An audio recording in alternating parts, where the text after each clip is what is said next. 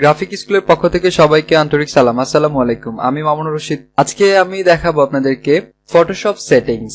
Photoshop সম্পর্কে যদি আমরা কাজ করতে যাই সেক্ষেত্রে ফটোশপ সেটিংসটা আসলে জানাটা খুবই দরকারি, কারণ কোথাও কোনো প্রবলেম হলে সেটা আসলে যদি আপনি এটা ঠিক না করতে পারেন তাহলে পরে প্রবলেমে পড়বেন। দ্যাটস ওয়াই এটা আসলে সেটিংসটা জানতে হবে। তো সেটিংসটা হচ্ছে, আমরা প্রথমে যাব মেনু বারে এডিট মেনু থেকে যাব প্রিফারেন্স থেকে জেনারেল, অথবা কিবোর্ডে শর্টকাট আমরা ইউজ করতে পারি কন্ট্রোল কে। ওকে, আমি জেনারেলটা ওপেন করলাম। তো আমি প্রিফারেন্সের মধ্যে যেগুলো অপশন আপনাদেরকে দেখাবো সেগুলো সচরাচর যেগুলো কাজে লাগে সেগুলো সম্পর্কে আলোচনা করব। আদারওয়াইজ অনেক অপশন রয়েছে এখানে, এত অপশন নিয়ে আসলে আলোচনা করা সম্ভব না। এজন্য যেগুলো প্রয়োজন, যেগুলো আপনার যখন কাজ করবেন তখন এগুলো প্রয়োজন হতে পারে, সেগুলো নিয়ে আলোচনা করব। আর অনেক অপশন রয়েছে, যখন আপনি কাজ করবেন তখন আস্তে আস্তে নিজে নিজে বুঝতে পারবেন যে কোনটার কি কাজ, কোনটার দ্বারা কি করতে হচ্ছে। ওকে, তাহলে দেখা যাক। এটা হচ্ছে প্রিফারেন্স সেটিংস। তো এখানে আমরা প্রথম যেটা আমি দেখাবো এটা হচ্ছে ইন্টারফেস, যেটা আমি ফার্স্ট টিউটোরিয়ালে দেখিয়েছিলাম। যেমন এটা হচ্ছে আপনার colour theme dark, light, bright. হ্যাঁ, এটা জাস্ট আপনি আপনার প্রয়োজন মতো এটা চেঞ্জ করতে পারবেন ভিউটা। ওকে, আমি ডিফল্ট অবস্থায় যেটা থাকে সেটা রাখলাম। দেন নিচে যদি যেটাতে দেখা যাচ্ছে স্ট্যান্ডার্ড স্ক্রিন মোড, এখানে মিডিয়াম লেখা আছে, অথবা ডিফল্ট যদি করে দেই, এটা কি কাজ করে আসলে এটা সম্পর্কে একটু খুব বেশি ইম্পর্টেন্ট না, তারপর আমি একটু আলোচনা করি। ওকে, তো এটা সম্পর্কে জানতে হলে আমাকে প্রথমে একটা নিউ ডকুমেন্ট নিতে হবে। ওকে, এটা হচ্ছে নিউ ডকুমেন্ট। আমি প্রিফারেন্স ইন্টারফেসে এখন। ওকে, তো এখন আমরা যেটা দেখতে পাচ্ছি, এইটা যেটা মোডে রয়েছে এটা হচ্ছে স্ট্যান্ডার্ড স্ক্রিন মোড বলে। ওকে, তো স্ট্যান্ডার্ড স্ক্রিন মোডে এখন দেখতে পাচ্ছি যে আমরা এখানে কোনো কালার নাই, ড্রপ শ্যাডো লেখা আছে, এখানে ডিফল্ট। ওকে, আমি এখানে একটা কাস্টম একটা কালার সেট করে দিই, তাহলে আমরা দেখতে পাচ্ছি যে ব্যাকগ্রাউন্ডে একটা কালার চলে এসেছে। ওকে, এখান থেকে আপনি শুধুমাত্র কাস্টমস না, এখানে সিলেক্ট কাস্টম কালার থেকে আপনি যে কোনো কালার এখানে আপনি পিক করে এখানে দিতে পারেন। এটা আপনার হচ্ছে শো করছে স্ট্যান্ডার্ড স্ক্রিন মোড থাকা অবস্থায়। ওকে, এটা চাইলে আপনি নান করে দিতে পারেন। ওকে, এবার হচ্ছে দেখি কি করে হচ্ছে ফুল স্ক্রিন উইথ মেনুতে থাকে এটা। ওকে, তো এখন যেটা রয়েছে সেটা স্ট্যান্ডার্ড মোড। এখন যদি আমার মেনু বার সহ হচ্ছে, এটা হচ্ছে মেনু বার সহ স্ক্রিন মোড। ওকে, তো এইটাতে দেখি এখন কিভাবে এটা কাজ করে। ইন্টারফেসে আবার চলে এসেছি। এখন দেখেন আমি যদি এটাতে কালার দেই তাহলে এটাতে এখন কাজ হবে। এখন দেখেন আমার এই যে ডকুমেন্টটা এটা কিন্তু এখানে তখন ছিল, এখন এটা ফুল স্ক্রিন মোডে রয়েছে, এজন্য এটা এইভাবে নেই, এটা টোটাল ফুল স্ক্রিন মোড। ওকে, এইভাবে আপনি এটা চেঞ্জ করতে পারেন। দেন সেম ওয়েতে আমি যদি এটা টোটালি হচ্ছে ফুল স্ক্রিন করে দেই, তাহলে দেখেন আমি যদি ফুল স্ক্রিন করে দেই, এখন এখানে ফুল স্ক্রিনের কালারটা এইভাবে করতে পারেন। তো এটা আলাদা আলাদা অপশন রয়েছে এখানে, তিনটা স্ক্রিন মোডে আপনি চাইলে তিনটা স্ক্রিন মোডে আলাদা আলাদা কাজ করতে পারবেন। ওকে, আমি স্ক্রিন মোড গুলো কিভাবে চেঞ্জ করছি, শুধুমাত্র কিবোর্ডের এফ প্রেস করে আমি এটা নিয়ে এসেছি। ওকে, এখন এটা দেখলাম। আমরা এখন নিচে একটু দেখবো যে এটা কি, অটো কালার্স আইকনিক প্যানেলসটা হচ্ছে এইটা, এই পাশে যেটা ফ্লোটিং প্যানেলের পাশে যে প্যানেলটা, এটা হচ্ছে আইকনিক প্যানেল বলে।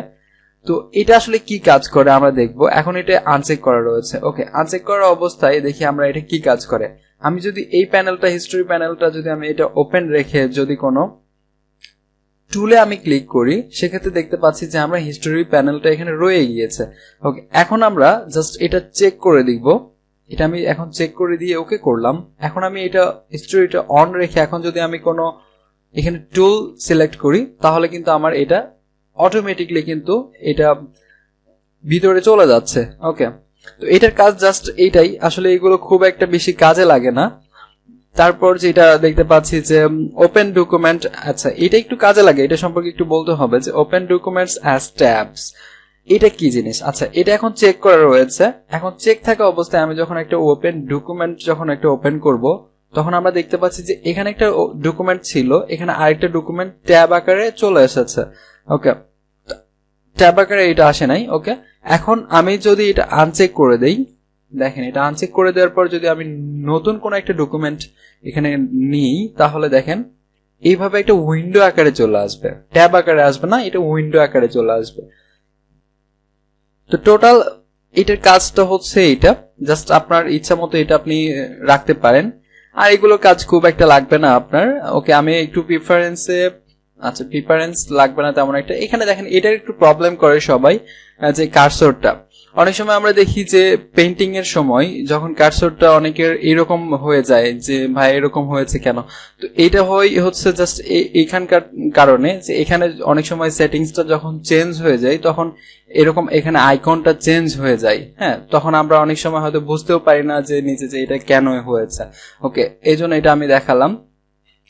ট্রান্সপারেন্সি কিছুটা দরকারি। দেখেন ট্রান্সপারেন্সি যে কেমন এটা ব্যাপার, আমি যদি আমার এটা রেড না, আমি যদি লাইট করে রাখি, দেখেন আমি এখন জাস্ট একটা নিউ ট্যাব ওপেন করে আমি এখান থেকে ট্রান্সপারেন্ট এটা সম্পর্কে আমি অবশ্যই একটা টোটাল একটা ভিডিও বানাবো। ওকে, তো ট্রান্সপারেন্ট আমি যদি করি এটা এরকম শো করছে। ওকে, এখন জাস্ট এটার কালার যদি এখান থেকে আমি ট্রান্সপারেন্সি চেঞ্জ করতে চাই, তো ট্রান্সপারেন্সি কালার এখানে ইচ্ছা মতো আমি দিতে পারবো, এন্ড চাইলে এখান থেকে কালার পিক করে আমার পছন্দ মতো এখানে আমি কালার শো করাইতে পারবো।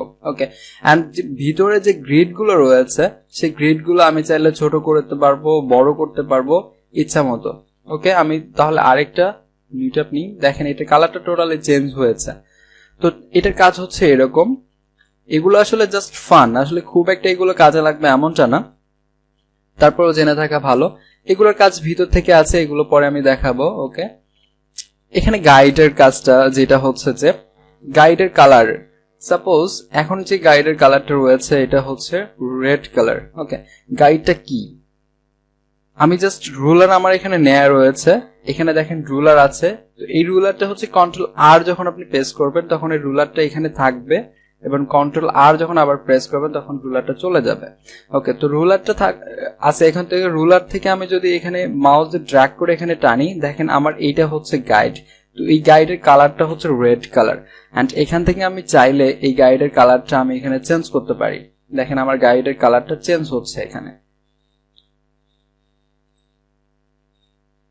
ওকে, জাস্ট এটা ফান। তারপর যেটা রয়েছে যে উপরে যেটা ছিল যে রুলারের ভিতর যে পিক্সেল, ইঞ্চ, সেন্টিমিটার, মিটার, এগুলো চাইলে এখান থেকে আপনি চেঞ্জ করতে পারবেন, ইউনিট থেকে চেঞ্জ করতে পারবেন, অথবা এখান থেকে আপনি ডান বাটনে জাস্ট রুলার উপর ডান বাটনে ক্লিক করে এখান থেকে আপনি এগুলো চেঞ্জ করতে পারবেন।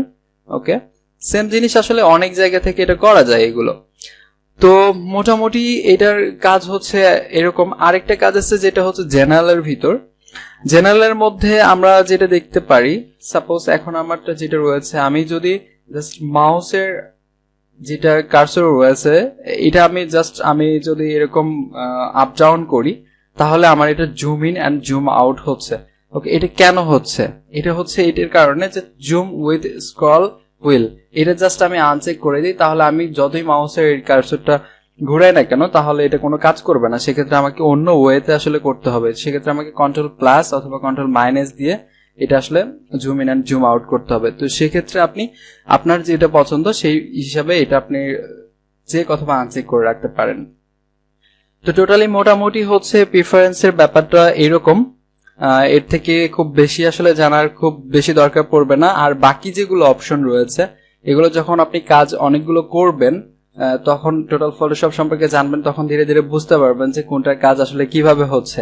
অনেক কিছু আছে যেগুলো আগে আসলে দেখালে সেগুলো পরে প্রবলেম হয়। তো মোটামুটি এইটাই প্রিফারেন্স সেটিং এ ছিল। সবাই ভালো থাকবেন।